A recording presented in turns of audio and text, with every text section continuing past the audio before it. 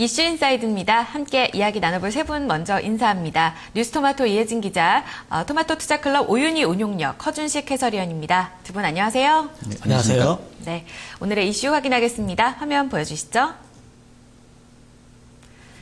코스피 2080선 돌파, 시작인가 도착인가 오늘의 주제입니다. 네, 지금 현재는 2080선 전후의 등락을 보합권에서 등락을 이어가고 있는데요. 과연 지금 도착점일까요? 아니면 이제 시작일까요? 많은 의견들 분분하게 나오고 있습니다. 오늘 이야기에 대해서 살펴보도록 하고요. 먼저 어제 좀 역사적인 흐름을 보여줬습니다. 단숨에 2090선까지 장중에 기록하는 모습이었는데요. 이 같은 역사적인 지수의 흐름부터 점검해보겠습니다. 이혜진 기자. 네, 코스피가 그야말로 거침없이 달렸었죠. 자, 어제장에서 2080선을 돌파했습니다. 자, 하지만 오늘은 약간은 좀 주춤한 흐름이 나타나고 있는데요. 자, 최근 3년간 코스피 흐름을 좀 점검을 해보도록 하겠습니다. 자, 일단 보시면 코스피가 이제까지 기록한 사상 최고치는 종가 기준으로 봤을 때 2228.9포인트입니다. 지난 2011년 5월 초에 기록한 수치다라고 보시면 되겠고요. 이후에 계속해서 내리막길을 걷기 시작했습니다. 자, 또 이후에 보시면 이제 3년간 그러면서 계속해서 좀 횡보하는 흐름이 나타났었는데요. 1850선에서 2050선 사이에서 이제 정해진 구간에서만 좀 횡보하는 그런 모습이 나타났습니다. 자, 계속해서 이렇게 해서 좀 3년간 박스권 움직임이 나타났었는데요. 자, 원인은 한 여러 가지가 있겠습니다만 몇 가지로 정리를 해볼 수가 있겠습니다. 일단 중국 경기가 좀 둔화되는 모습이 나타났고 또 구조적인 저성장 그리고 기업 실적 부진까지 좀 악재로 작용했었던 상황입니다. 자, 하지만 최근에는 약간은 좀 분위기가 달라지고 있는데요. 나흘째 코스피 연고점 경신 랠리가 이어지고 있습니다. 일단은 지난 29일이죠. 화요일에 2050선을 일단 넘었고요. 그리고 2060선까지 돌파하는 모습을 보여줬습니다. 자, 일단 또 어제 장중에는 2090선을 터치를 했었고 또 이제 마감 시에는 2080선으로 장을 마치는 모습까지 보여줬었고요. 자, 원인으로는 여러 가지가 좀 거론이 됩니다. 일단 외국인의 강력한 매수세가 뒷받침되고 있고요. 그리고 정책 모멘텀까지 맞물리면서 코스피의 상승 동력으로 작용하고 있습니다. 자, 지금까지 코스피 추이 살펴봤습니다. 네, 코스피 상승 동력 첫 번째로 화면에 나왔던 부분이 바로 외국인의 강력한 매수세가 아닐까 싶습니다. 12거래일째 연속 순매수 행진을 달리고 있습니다. 그런데요, 전문가님, 이 외국인들이 코스피는 굉장히 적극적으로 사는데요. 코스닥은 안 삽니다. 도대체 뭐가 이렇게 코스피 시장에서 어떤 점이 우리 외국인들을 유인하고 있는 걸까요? 네, 일단 그 외국인이 지금 사고 있는데 단순히 외국인이 사고 있다고 해서 좋은 것도 아니고요. 외국인이 나중에 뭐 판다고 해서 나쁜 것도 아닌데 어떤 돈들이 들어왔는지가 중요합니다. 현재 외국인이 뭐 꾸준하게 매수하고 있는 그 근원은 바로 우리가 이렇게 알고 있는 22 정책으로 풀린 돈이다 이렇게 저는 보고 있는데요. 그것 때문에 유로 가치가 하락하고 있는 현상이 지금 현재 일어나고 있습니다. 지난주까지 글로벌 환율 시장에서는 엔화 가치가 급격히 상승을 했었는데요. 엔화는 유로와 달러에 대해서 가치가 상승했었고 또 이 영향으로 원화가 또 가치가 떨어지는 영향을 우리가 그런 수혜를 입기도 했었죠. 미국이든 또 유럽이든 일본이든 어느 나라도 자국 통화 가치가 상승하는 것을 원하지 않습니다. 지금 현재. 그렇기 때문에 일본도 여기에 대한 대응을 내놓아야 되는데 일본은행 같은 경우는 국채 매입 대금 집행을 통해서 시장의 자금을 일시에 갑자기 풀어버리는 이런 현상이 있었는데요. 24일 같은 경우는 5,200억 엔을 풀었고요. 28일에는 5,300억 엔, 그리고 어제죠. 30일에는 9,000억 엔을 시장에 그냥 풀어버렸습니다. 갑자기 풀었기 때문에 시장이 깜짝 놀란 부분이 있었고, 총액이 1조 9,500억 엔, 우리나라 돈으로는 19조 5천억 원 정도 됩니다. 이것이 3일 동안 시장에 그냥 뿌려진 겁니다. 살포된 겁니다. 이렇게 해서 일본 은행이 결국 원했던 게 엔화 가치 하락인데요. 결국은 이게 먹혀들어서 엔화 가치는 하락하게 되고 달러 가치가 상승하게 되었다 이렇게 볼 수가 있겠습니다. 하지만 여전히 엔화가 유로에 대해서는 강세를 보이고 있는데 통상적으로 그 통화 가치가 좀 높은 곳으로 자금이 몰린다 이렇게 볼 수가 있습니다. 그래서 현재 22의 자금에 거기다 일본은행에서 풀게 된 이런 자금들까지 더해져서 자금이 아주 풍부한 시장이 만들어지게 된 거죠. 이 시점에서 이제 우리가 생각해야 될 점은 자금이 풍부하면서도 금리가 낮은 일본, 그리고 우리는 거기에 비해서 상대적으로 금리가 높습니다. 그래서 한국과 일본 사이에 차익 거래가 충분히 발생할 수 있는 유한 지금 상황에 놓였다. 그렇기 때문에 금리가 차익 거래라는 것은 단순하게 설명하자면 금리 낮은 곳에서 대출받아서 금리 높은 곳에 예금을 넣는 겁니다. 그러면 무위험 차익 거래가 생기게 되는 거죠. 여기서 조금 더 위험을 감수하는 이제 부분이 생기게 되면 미래에 생기게 될 수익을 충분히 계산이 가능하니까 이런 금액만큼 주식을 매수하게 되는 거죠. 그렇게 되면 주식을 통해서 수익을 더 극대화할 수 있는 부분이 생기게 되는 겁니다. 이렇게 되게 된 경우에는 해지 부분이 분명히 필요하게 됩니다. 그렇기 때문에 관리가 좀 가능한 주식이 좀 필요하게 되는 부분이 생기게 되는 거고요. 그래서 우리나라 같은 경우는 선물 옵션을 통해서 코스피 200을 주로 보죠. 말 그대로 코스피로 자금이 이렇게 해서 흘려들게 된다. 이렇게도 생각을 해볼 수 있게 되는 겁니다. 그래서 만약에 이런 경우가 계속해서 이어지게 된다면 지수는 계속 상승을 할 겁니다. 지수는 계속 상승할 거고 소수 종목을 집중적으로 끌어올리게 될 겁니다.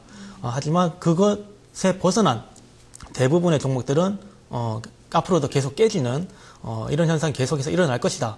이렇게 보고 있습니다. 네, 외국인 수급부터 정리를 좀 해주셨는데 글로벌 유동성으로 결국은 무위험 차익 거래를 위한 투자들이 이어지면서 우리 시장으로 특히 그중에 코스피 200이 있는 대형주 중심으로 투자 자금이 쏠렸다라는 얘기를 굉장히 좀 잘 해주셨습니다. 외국인 쪽을 먼저 봤고요. 기관 쪽도 좀 봐야 될 것 같은데요. 기관은 아직 좀 정확한 포지션을 잡기는 좀 어렵습니다. 허 의원님. 그렇죠. 지금 오늘은 연기금이 또 팔고 있지만 최근에 보면 보험 그리고 금융투자, 연기금은 좀 사들이고 투시는 좀 강하게 매도하는 그런 모습이 나타났습니다. 항상 우리 증시 발목을 잡았던 게 기관, 펀드 물량, 환매 물량이잖아요. 이번에도 또 지수에 좀 방해가 되진 않을까요?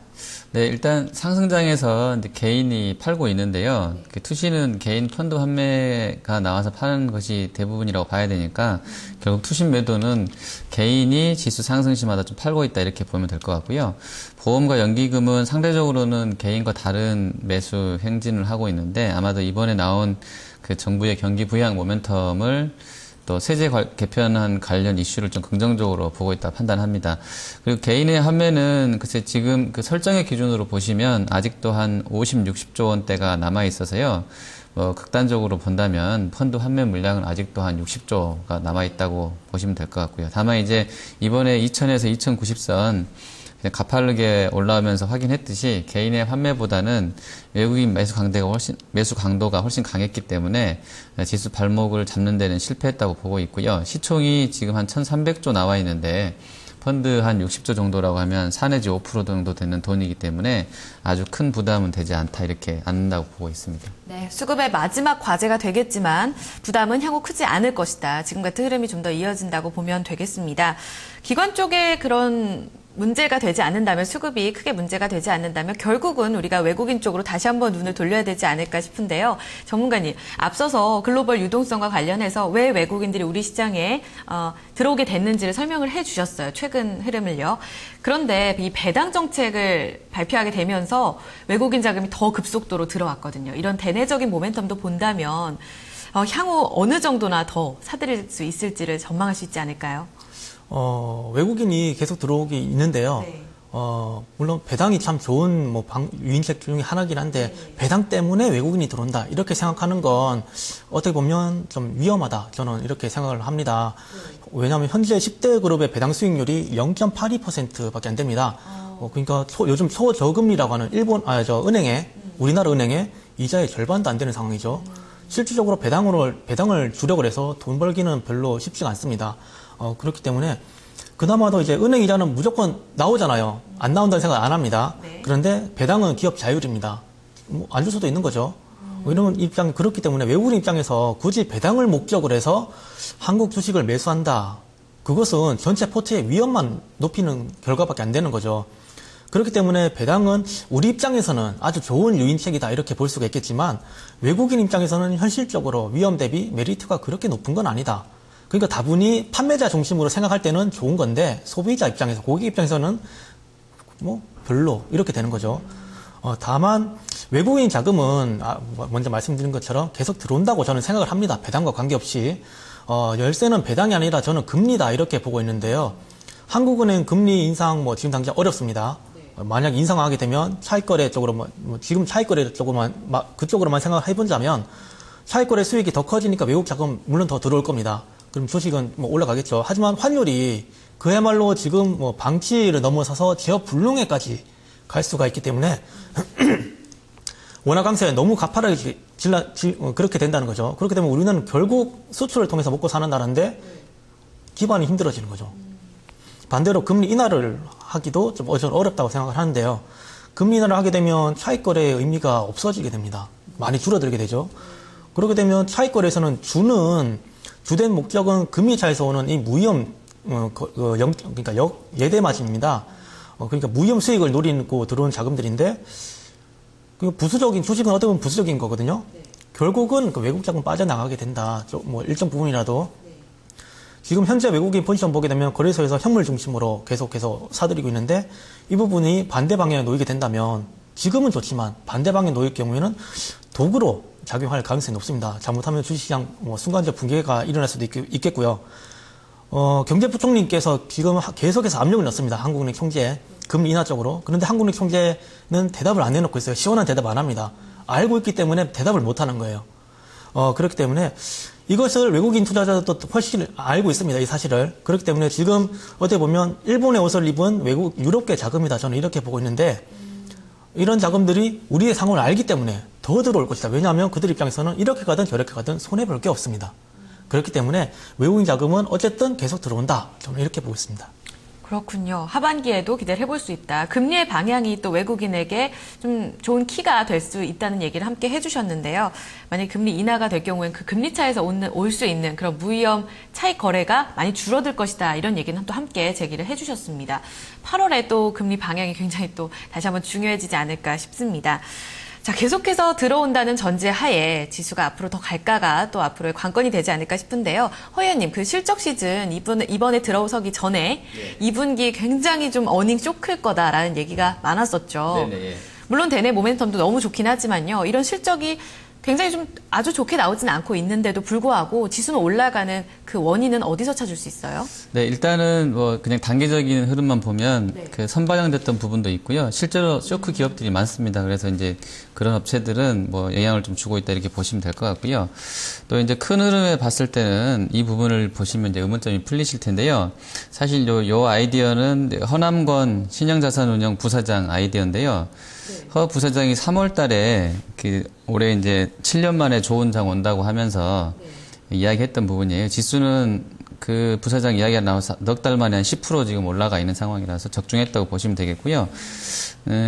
지금 제가 말씀드리는 것이 보시면 이제 단순하면서도 왜 지금 시장이 코스피가 올라가고 있는지에 대한 또 올해 시장 전망을 낙관하고 있는지에 대한 공감이 되실 거라고 보고 있습니다. 지금 우리 증시가 지금 보시는 것처럼 2011년도부터 3년 동안 횡보를 하고 있잖아요. 근데 이제 매해마다 시총 상위 주식을 보면 증자 규모가 많았던 것은 아니니까 그것은 논의를 하고 이익은 계속 늘었기 때문에요. 자본 총계가 이익 증가분만큼 늘었다고 보시면 되겠습니다. 근데 주가는 3년 전 그대로 머물러 있으니까 사실은 시장 PER은 당연히 저평가된 상황이라고 보시면 됩니다. 이게 굉장히 단순한데요. 사실은 요것 때문에 올라간다고 보시면 될 것 같아요.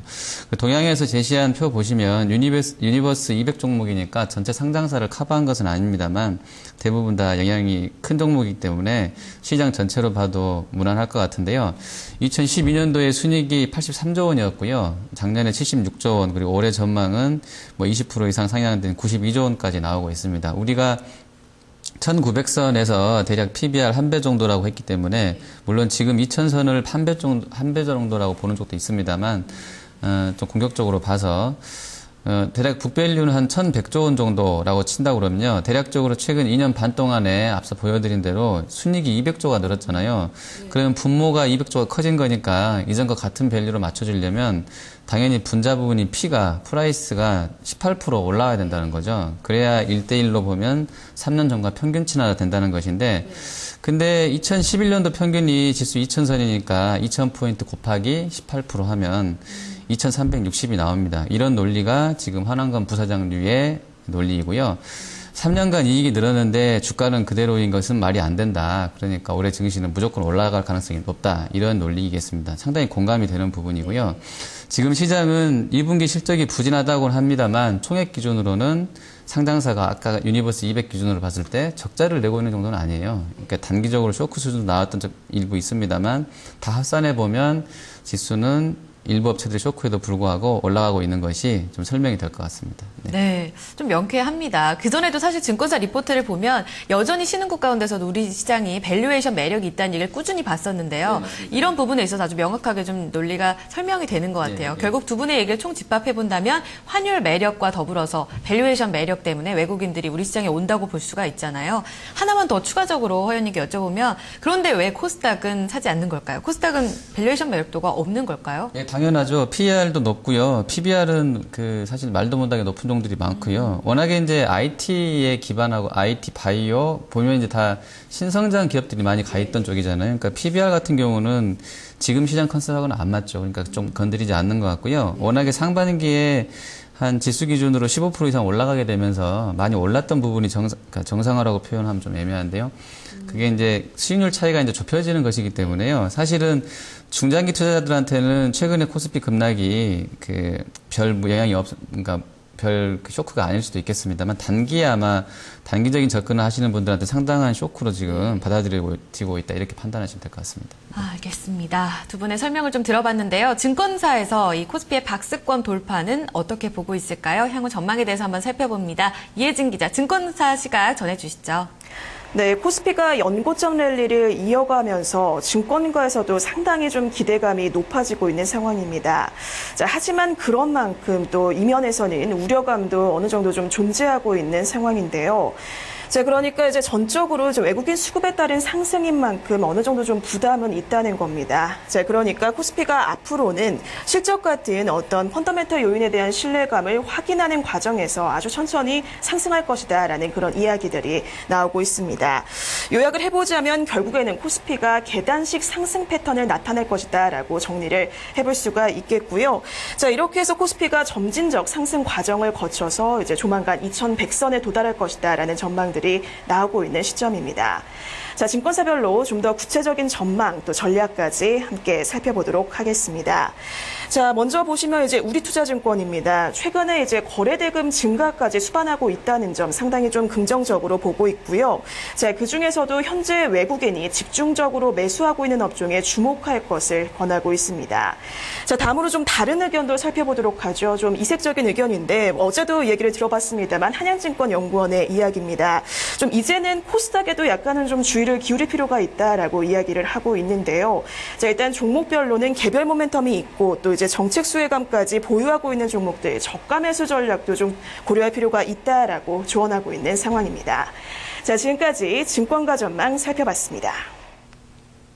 네, 조만간 2100 돌파 얘기도 나오네요. 두 분 시각 궁금합니다. 결국은 시장이 좀 더 올라간다는 데 앞서서 얘기가 조금씩은 나왔던 것 같고요. 먼저 허연님께서 앞서 얘기를 해주셨지만 그 분의 말씀을 빌린다면 2360까지도 갈 수 있을까요? 고점 어느 정도나 보시나요? 네, 조금 시간이 애매한데 좀 길게 좀 말씀을 드릴게요. 네.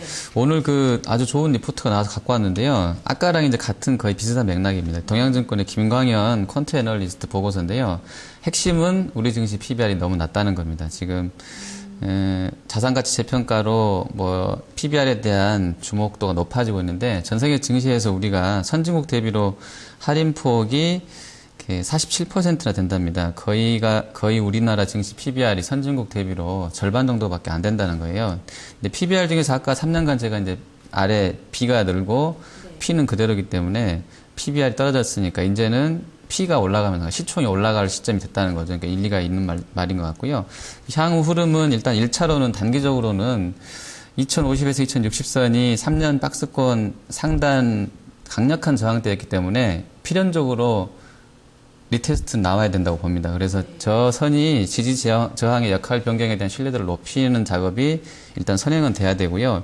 이게 마무리가 돼서 좋은 쪽으로 간다고 그러면 일단 고점은 PBR로 보면 아까 2360 정도가 되고요. 순익증분으로. 그리고 2011년도 PBR 평균 1.4배를 적용하면 2660이 나옵니다. 그래서 1차로는 또 직전 고점이 기술적 라인으로 봤을 때는 2230. 그래서 2200과 2300, 2600 이 순서대로 아주 큰 흐름에서는 전개될 가능성이 있다 이렇게 보고 있습니다. 네, 출발이네요. 그렇죠? 지금이요.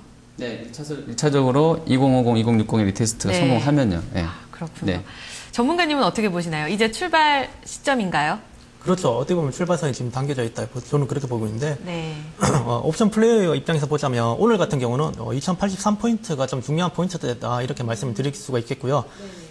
앞으로 83포인트가 강하게 돌파된다면, 곧바로 2102포인트가 열리게 됩니다. 그렇기 때문에, 하지만 지금 현재만 놓고 본다면, 좀 이미 꼭지에 와 있다. 이렇게 볼 수도 있겠고요. 8월물만 놓고 본다면. 그렇지만 외부적인 요인, 그러니까 돈의 힘으로 저는 더 간다. 이렇게 보고 있습니다. 결국 지수라는 건 내부적인 힘과 이제 외부적인 힘으로 만들어가는 것인데, 옵션은 공학적으로 연력학을 베이스로 해서 만들어진 상품입니다. 그렇기 때문에 연력학을 통해서 다시 풀어본다면, 내부 에너지는 계산해낼 수가 있습니다. 그래서 옵션은 8월물의 내부 에너지를 계산해보면 2013에서 2067포인트의 밴드를 가지고 있었거든요. 만기 때까지 2067이 상단이다 이렇게 볼 수가 있는 거죠. 내부적인 에너지입니다. 그렇기 때문에 이미 내부적 에너지를 완전히 소모했다, 소진했다 이렇게 볼 수가 있겠고요. 따라서 지금부터 외부적인 요인, 그러니까 돈의 흐름에 관심을 더 기울여야 될 시점이다 이렇게 보고 있습니다.